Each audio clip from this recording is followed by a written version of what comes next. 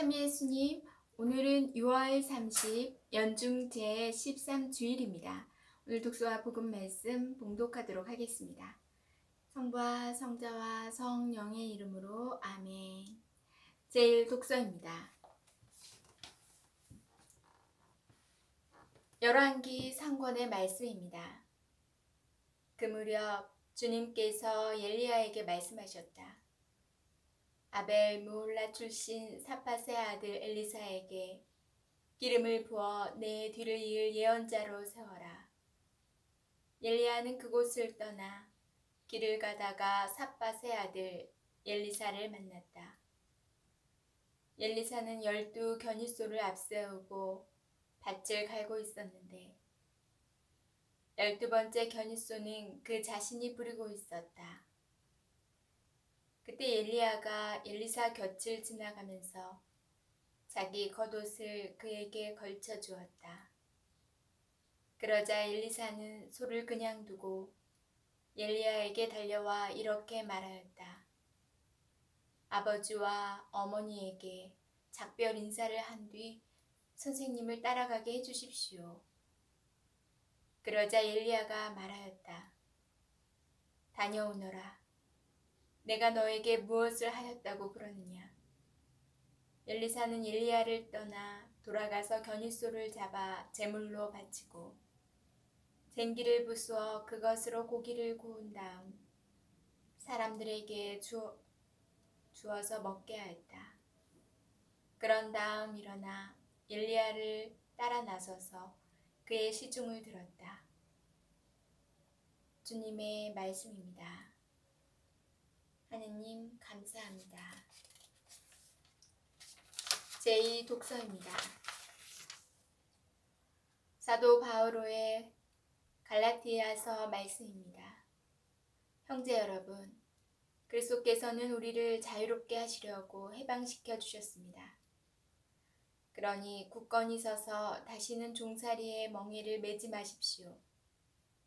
형제 여러분, 여러분은 자유롭게 되라고 부르심을 받았습니다. 다만 그 자유를 육을 위하는 구실로 삼지 마십시오. 오히려 사랑으로 서로 섬기십시오. 사실 모든 율법은 한 계명으로 요약됩니다. 곧 내 이웃을 너처럼 사랑하여라 하신 계명입니다. 그러나 여러분이 서로 물어뜯고 잡아먹고 한다면 서로가 파멸할 터이니 조심하십시오. 내 말은 이렇습니다. 성령의 인도에 따라 살아가십시오. 그러면 육의 욕망을 채우지 않게 될 것입니다. 육이 욕망하는 것은 성령을 거스르고 성령께서 바라시는 것은 육을 거스릅니다. 이 둘은 서로 반대되기 때문에 여러분은 자기가 원하는 것을 할 수 없게 됩니다. 그러나 여러분이 성령의 인도를 받으면 율법 아래에 있는 것이 아닙니다. 주님의 말씀입니다. 하느님 감사합니다. 복음 말씀입니다. 루카가 전한 거룩한 복음입니다. 하늘에 올라가실 때가 찾아 예수님께서는 예루살렘으로 가시려고 마음을 굳히셨다. 그래서 당신에 앞서 심부름꾼들을 보내셨다. 그들은 예수님을 모실 준비를 하려고 길을 떠나 사마리아인들의 한 마을로 들어갔다. 그러나 사마리아인들은 예수님을 맞아들이지 않았다. 그분께서 예루살렘으로 가시는 길이었기 때문이다. 야고보와 요한 제자가 그것을 보고 주님, 저희가 하늘에서 불을 불러내려 저들을 불살라 버리기를 원하십니까? 하고 물었다. 예수님께서는 돌아서서 그들을 꾸짖으셨다. 그리하여 그들은 다른 마을로 갔다. 그들이 길을 가는데 어떤 사람이 예수님께 어디로 가시든지 저는 스승님을 따르겠습니다 하고 말하였다. 그러자 예수님께서 그에게 말씀하셨다. 여우들도 굴이 있고 하늘의 새들도 보금자리가 있지만 사람의 아들은 머리를 기댈 곳조차 없다. 예수님께서는 다른 사람에게 나를 따라라 하고 이르셨다. 그러나 그는 주님, 먼저 집에 가서 아버지의 장사를 지내게 허락해 주십시오 하고 말하였다. 예수님께서는 그에게 죽은 이들의 장사는 죽은 이들이 지내도록 내버려두고 너는 가서 하느님의 나라를 알려라 하고 말씀하셨다. 또 다른 사람이 주님, 저는 주님을 따르겠습니다. 그러나 먼저 가족들에게 작별 인사를 하게 허락해 주십시오 하고 말하였다. 예수님께서 그에게 이르셨다. 쟁기에 손을 대고 뒤를 돌아보는 자는 하느님 나라에 합당하지 않다. 주님의 말씀입니다. 그리스도님 찬미합니다. 잠시 묵상하겠습니다. 오늘 복음은 주님의 부르심과 부름받은 사람들의 자세를 알려줍니다. 그동안 예수님께서는 당신의 고향인 갈릴레아 지역에서 복음을 선포하셨지만 그다지 성공을 거두지 못하셨습니다. 이제 당신의 사명을 완성하시려고 예루살렘으로 가는 길에 접어드시지만 사마리아인들은 예수님께서 예루살렘으로 가신다는 것을 알고는 그분을 맞아들이지 않았습니다. 여우들도 굴이 있고 하늘의 새들도 보금자리가 있지만 사람의 아들은 머리를 기댈 곳조차 없다는 탄식이 저절로 나올 만합니다. 루카복음 사가는 이런 문맥에서 주님을 따르는 문제를 꺼냅니다. 우리 마음이 내키고 환경이 좋을 때만 주님을 따르는 것이 아니라는 것과 주님께서는 결국 모든 이에게 거부당하고 버림받으신 분이며 스스로 목숨을 바치시는 그 순간까지 홀로 그 길을 걸으신 분이시라는 것을 일깨워줍니다. 주님을 따른다는 것은 고난의 길을 걸어갈 수도 있음을 뜻합니다. 어려움은 여기에서 끝나지 않습니다.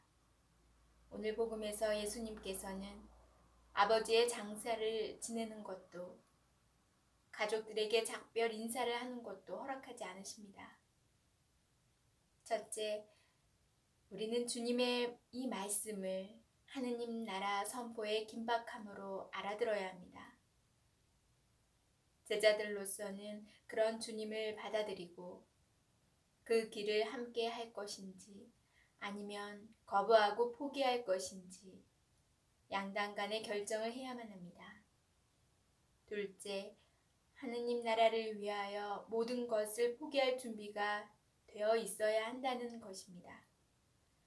밭에 묻힌 보물이나 진주의 비유에서처럼 주님과 하느님 나라의 의미를 발견한 사람들은 자신의 가치관에서 어떤 것도 그보다 우선시해서는 안 된다는 말씀이기도 합니다. 아멘. 성부와 성자와 성령의 이름으로 아멘. 자, 오늘 복음을 묵상하면서 정말 또 제 머리를 쾅 치는 또 깨달음이 왔어요. 제가 요 며칠 좀 저하고 의견이 부딪히는 사람이 생겼었거든요. 그분은 그분 나름대로의 생각에서 그게 맞는 것이고 저는 또 제 생각에서 이게 맞다고 생각하는 그런 의견 차이인데 그러니까 보편적인 그분은 보통 대중들이 생각하는 그런 것과는 다르게 생각을 해서 좀 이해할 수 없고 미운 감정도 들더라고요. 그래서 어떻게 해야 하나 그래도 주님께 맡기고 그분을 이해하고 용서하고 해야지라고 생각하고 있었는데 오늘 묵상을 하면서 예수님께서는 예수님에게 오는 것을 아버지의 장사도 지내지 말고 가족들에게 인사도 나누지 말고 나를 따라야 된다고 했잖아요. 어떻게 단순하게 그냥 문맥적으로 보면 예수님께서 좀 너무하신 거 아닌가라고 했는데 그 큰 의미를 들여다보면 그러니까 제 경험을 빗대어서 보면은 제가 예수님 그 사람 너무 밉네요. 이게 이렇게 생각해야 되는데 잠깐 그 사람 좀 미워하고 올게요. 좀 따지고 와서 당신이 틀렸다고 얘기하고 올게요. 그리고 고해성 살게요. 이런 논리로 잠깐 생각을 했었는데 예수님께서는 그러지 말고 그럴 시간이 어딨냐. 그냥 사랑하고 용서해주고 그냥 와라. 내려놓고 와라. 그런 의미로 저는 받아들이고 묵상을 했어요. 그래서 예수님에게 가는 길, 예수님을 따르는 길은 보통 편안할 수는 없잖아요. 또 나의 십자가를 져야 되니까 그런 걸 모두 용서하고 내 고통 이런 것을 감내하면서 가야 정말 예수님께로 진정 따르는 길이다 라는 것을 깨달았고, 그래서 그분께 좀 더 따지고 내 의견이 옳다는 거를 더 주장하고 싶고 다른 이에게도 이 일을 말하고 싶었지만, 그럼 예수님 말씀처럼 그래 다 적고 하느님의 뜻을 찾아가자. 용서하고 사랑하자. 그런 마음으로 다시 바뀌고 예수님께 그건 맡기자. 예수님께서 잘 심판해 주실 것이다 라고 최종 선택을 하고 결정을 내렸어요. 그래서 혹시 여러분들도 그러니까 마음이 편하네요. 여러분들도 혹시 저와 같은 경험이 있다면 잠깐 조금 생각해 보고 예수님 따를게요. 아니 요거는 정말 화가 나니까 이거는 하고 할게요. 용서는 조금 더 미루고 할게요. 이렇게 하지 마시고 그냥 바로 모든 걸 놓으시고 예수님을 따라가시는 하루가 되셨으면 좋겠습니다. 그럼 저는 내일 다시 만날게요.